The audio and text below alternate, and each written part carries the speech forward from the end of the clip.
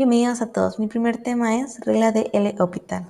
¿Qué es la regla de L'Hopital? La regla de L'Hopital es un método que se utiliza para resolver límites de funciones racionales de tanto el numerador como el denominador de formas indeterminadas.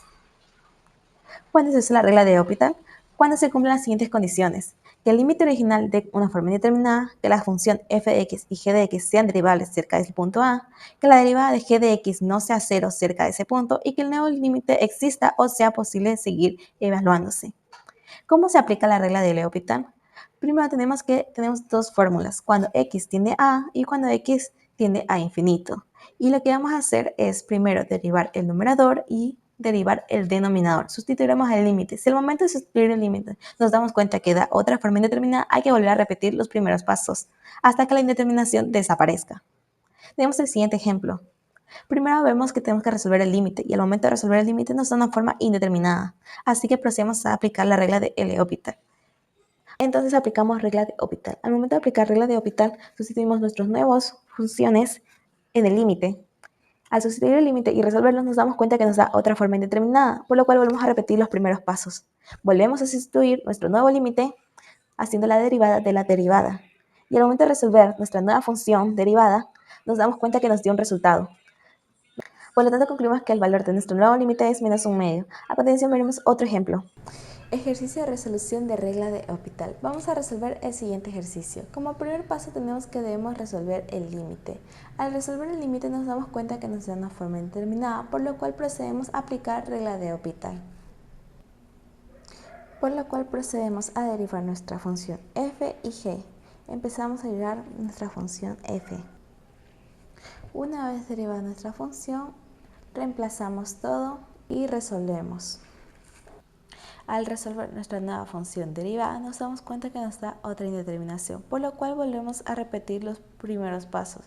Volvemos a derivar el numerador y denominador, pasamos esos nuevos términos y resolvemos, por lo cual ya nos da un resultado, por lo que concluimos que el resultado de nuestra función es 0. Como segundo tema tenemos diferenciación numérica. ¿Qué es la diferenciación numérica? La diferenciación numérica o derivada numérica es la técnica que nos permite aproximar derivadas a partir de valores discretos de una función obtenidos en su dominio, en lugar de calcularlos de forma analítica. Empleamos distintas fórmulas. Cuando usamos la diferenciación numérica, la usamos cuando no es posible o práctico calcular la derivada en su forma analítica o cuando tenemos una función muy compleja. También tenemos diferentes usos para aproximar la derivada, simplificar cálculos y resolver problemas numéricos. Tenemos que tener en cuenta varios puntos: el error de otorgamiento, el error de redondeo y elegir un método adecuado. También algo muy importante es la elección de paso, que es el valor de h, la distancia entre dos puntos a evaluar, que influye directamente en la precisión a la hora de derivar. Si h es muy grande, disminuye la precisión y aumenta el error de otorgamiento. Si h es muy pequeño, reduce el error de otorgamiento, pero amplifica el error de redondeo. Tenemos que elegir una h adecuada que vaya en equilibrio entre ambos errores. ¿Cómo se aplica la diferenciación numérica? Primero debemos tener en cuenta los datos que tenemos. Si tenemos el punto actual y el punto siguiente, aplicamos diferencia hacia adelante. Si tenemos ambos lados de los puntos, podemos usar diferencia centrada, que es la más precisa de todas. Si tenemos el punto actual y el punto anterior, podemos usar diferencia hacia atrás. También tenemos otra fórmula, que es la fórmula de Taylor. Tenemos requisitos generales para aplicar las fórmulas, que es conocer los valores de la función en varios puntos, elegir el valor adecuado para h y tener en cuenta el error de trucamiento y el error de redondeo. Pasos para la diferenciación numérica. Tenemos que definir el punto de interés, seleccionar los puntos cercanos, aplicar la fórmula correcta y interpretar el resultado. A continuación te voy a mostrar un ejemplo. Ejercicio de diferenciación numérica. Antes de hacer un ejercicio de diferenciación numérica tenemos que tener en cuenta qué datos tenemos. En este caso tenemos datos tabulados de algún experimento. Y antes de derivar tenemos que saber qué punto vamos a derivar. En nuestro caso vamos a derivar 2. Para derivar 2 tenemos que saber qué otros puntos tenemos antes de 2 y después de 2. En nuestro caso tenemos 1.9 y 2.1. También necesitamos saber el valor de h. El valor de h no lo elegimos nosotros y cómo lo vamos a elegir es siguiendo la diferenciación entre el punto anterior y el punto actual. Al ser una simple resta nos damos cuenta que la diferencia entre todos los puntos es de 0,1, por lo cual al ser un valor muy pequeño, concordamos que es elegible para hacer h. Una vez que tenemos todos estos datos podemos saber qué fórmula vamos a aplicar. En nuestro caso vamos a usar la fórmula de diferenciación centrada, por lo cual vamos a proceder a reemplazar datos.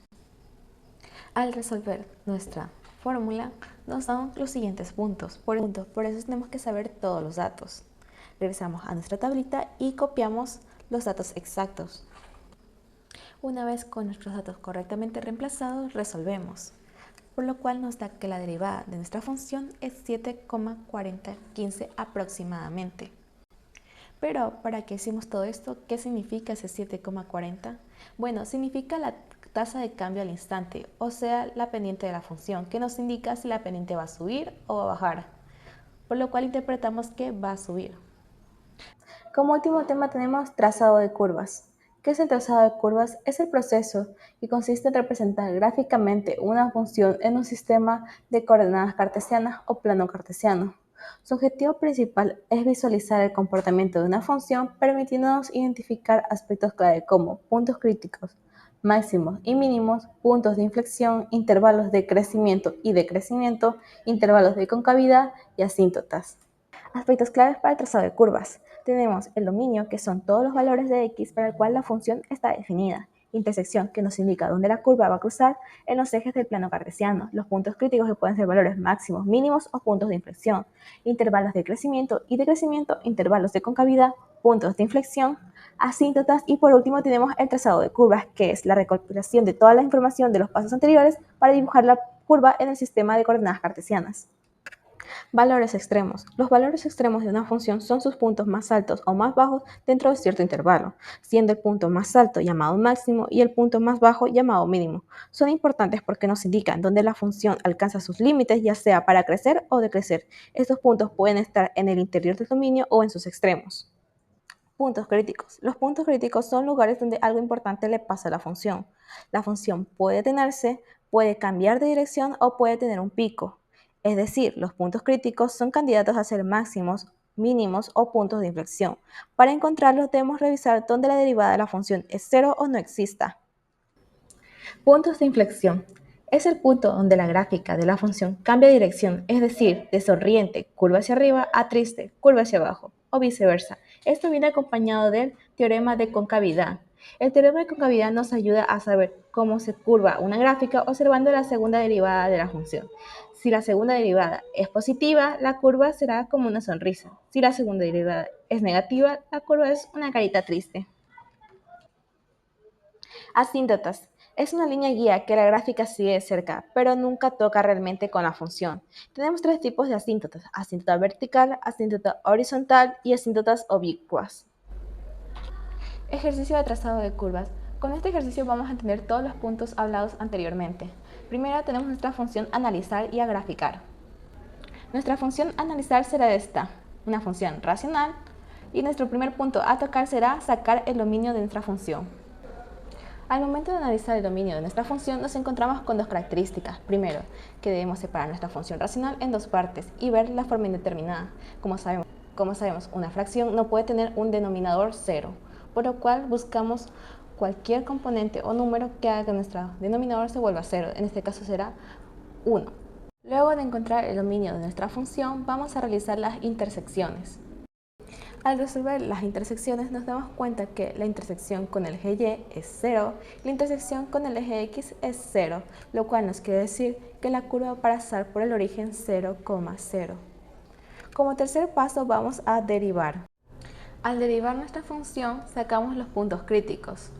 Una vez realizada la derivación nos damos cuenta que nos da 0, por lo cual no nos importa porque cuando la fracción nos da 0 solo nos va a importar el numerador.